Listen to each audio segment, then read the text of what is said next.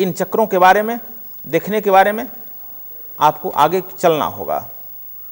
तो मैं कह रहा हूं कि जो आपको कमर से नीचे की यदि दर्द है, कोई भी रोग है, इस रोग पर मैं चूंकि आज पूरी दुनिया कुछ देखना चाहती है रोग के बारे में, हम लोग रोग इलाज के लिए सब कुछ नहीं कर रहे हैं।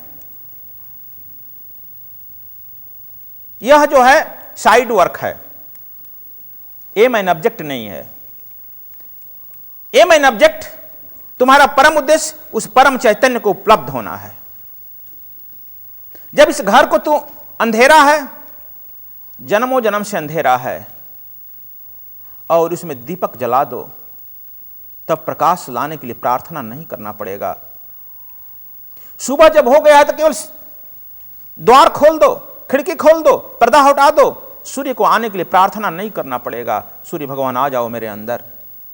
यदि प्रार्थना कर रहे हो, किवाड़ बंद करके प्रार्थना कर रहे हो, पर्दा लगा के प्रार्थना कर रहे हो, तब तो तुम ढोंग कर रहे हो।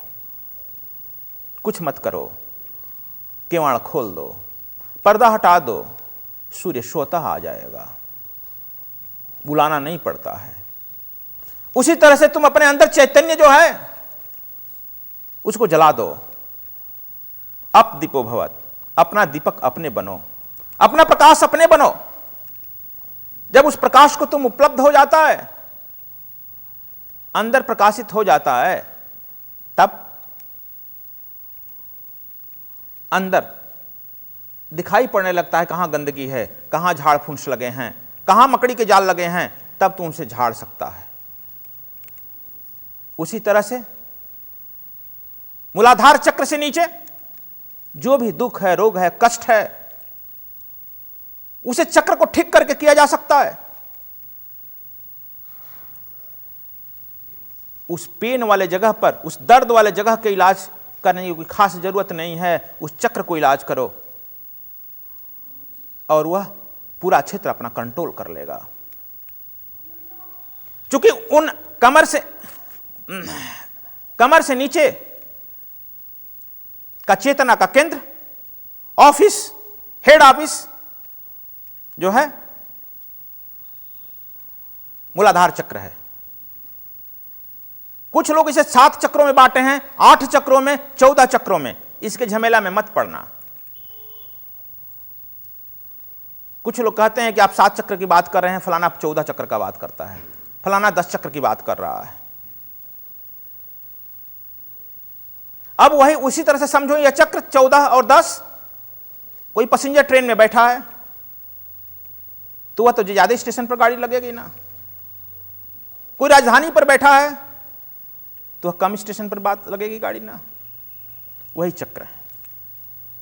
तो राजधानी पर जो बैठने वाले लोग जो हैं वह 7 चक्र की बात करते हैं। ऊपर जब आएगा तो मैं प्लेन पर बैठने की बात करूंगा और किसी चक्रों की बात नहीं करूंगा। मैं बताऊंगा एयरपोर्ट है, हवाई जहाज का एक स्टेशन है, वहां पर बैठ जाओ और पायलट को सौंप दो। पायलट से तकरार मत करना, पायलट का हाथ मत पकड़ना, इधर ले चलो उधर ले चलो। पायलट तुम्हारे गंतव्य स्थल पर ले जाकर उतार देगा। कब ये स्टेशन पार किया इसे पता भी नहीं चलेगा। लेकिन यह भी ठीक है, अलग अलग तरह के पिपील का मार्ग है, हठयोग पिपील का मार्ग है।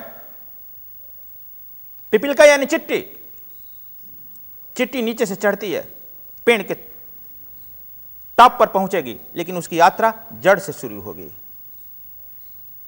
और इस पिपील का मार्ग से चलने वाले लोग योग पतंजल में भी है, यह नहीं इंतजार करते मुझे कितने जन्म लेने पड़ेंगे। क्या मतलब है? उनकी चेतना खुली हुई है और योग करते करते जब वह शरीर छोड़ जाते हैं तो उसी को योग परम चैतन्य को नहीं उपलब्ध होते हैं, उसे योग भ्रष्ट कहते हैं। योग भ्रष्ट का अर्थ मत समझ लेना कि वह गिर गया कहीं। उस योग करते करते उस परम चैतन्य को नहीं उपलब्ध हुआ। तब कृष्ण कहते हैं मैं उसे योगी परिवार में ला डालता हूं, फर्स्ट प्रायोरिटी। दूसरा प्रायोरिटी होता है श्रीमंतों के घर में डालता हूं,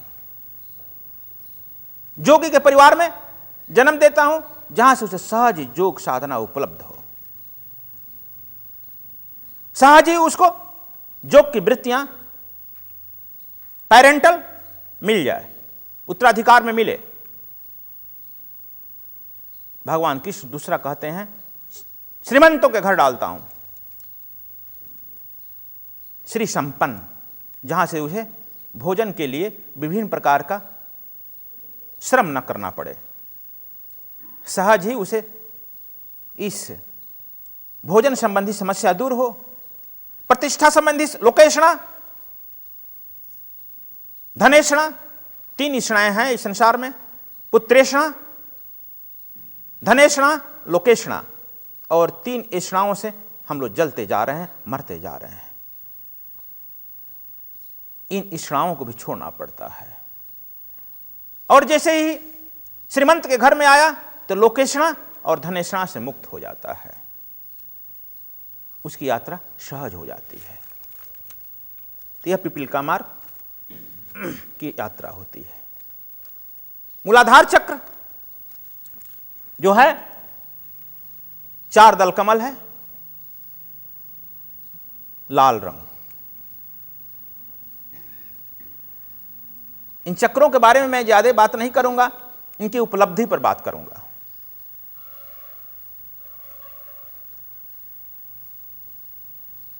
बीच में जो हम लोग देवी देवता के चक्कर में पड़े रहते हैं, योगी जो इस रास्ता में चलते हैं सहज ही उसको उपलब्ध हो जाते हैं।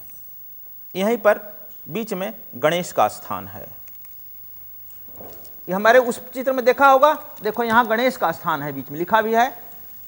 नीचे जो देखते हो दक्षिण दल, यही जो है सृष्टि का दक्षिणायन है और तुम्हारे शरीर का भी दक्षिणायन है। यह दक्षिणायन है। हम दक्षिणायन के तल पर ही पड़े हैं। यहां से जब हम इस चेतना से ऊपर चलते हैं तो उत्तरायण की तरफ यात्रा करते हैं। भीष्म पितामह का आप सुनते हो कि 6 महीना तक बाण साया पर पड़े रहे। जब सूर्य उत्तरायण हुआ तब वो शरीर छोड़े हैं। एक कथावाचक लोग कहते हैं, पुराणकर्ता कहता है, लेकिन मैं कहता हूं पुराण की बातों को समझना होगा। अभी तक हमारा विज्ञान केवल सपना की बात को समझा है, ड्रीमिंग को समझा है। अभी तक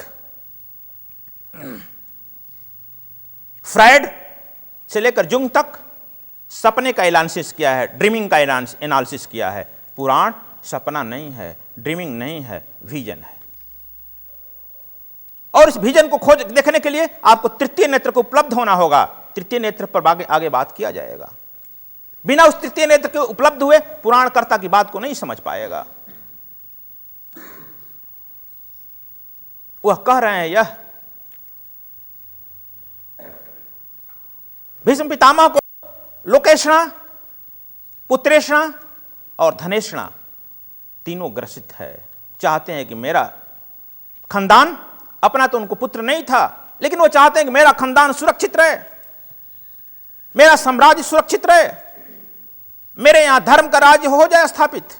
जब मेरा यह खानदान, मेरा राज्य सुरक्षित हो जाएगा तब मैं शरीर छोड़ूंगा। यह संकल्प शक्ति से टिका है, यह ईषणा है।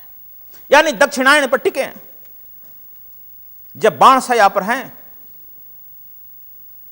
चूंकि यह योगी थे, अपने चेतना को क्रमशः एक एक चक्रों को अवरोध कर रहे हैं, एक एक अवरोधों को तोड़ रहे हैं। परम चैतन्य युद्ध भूमि में है और उस परम चैतन्य जब युद्ध भूमि में आए तो उसको वह देख चुके हैं। चूंकि मूलाधार चक्र पर हम बात कर रहे हैं, मूलाधार चक्र कर्म योग का प्रतीक है, क्रिया योग का प्रतीक है। योग पतंजलि से क्रिया योग कह रहा है, कृष्ण से कर्म योग कह रहे हैं। मूलाधार चक्र पर यदि आपकी चेतना है तो इसे कर्मयोग से ऊपर होगा। कर्मण्येवाधिकारः मा फलेषु कदाचन। और कर्मयोगी हैं भीष्म पितामह, इसलिए कर्मयोगी जब हैं तो अपनी चेतनाओं को इन चक्रों से खींच रहे हैं। और 6 महीना लगा है मूलाधार चक्र से अपनी चेतना को ले जाने में अज्ञा चक्र में। और अज्ञा चक्र पर जब वह पहुंचे हैं 6ठा महीना, सूर्य का उत्तरायण होना यानी उत्तरायण हुए हैं। वह अज्ञा चक्र उत्तरायण का प्रतिनिधित्व करता है, परम उत्तरायण का प्रतिनिधित्व करता है। जब उत्तरायण पर पहुंचे हैं तो वहां भगवान कृष्ण खड़े हैं।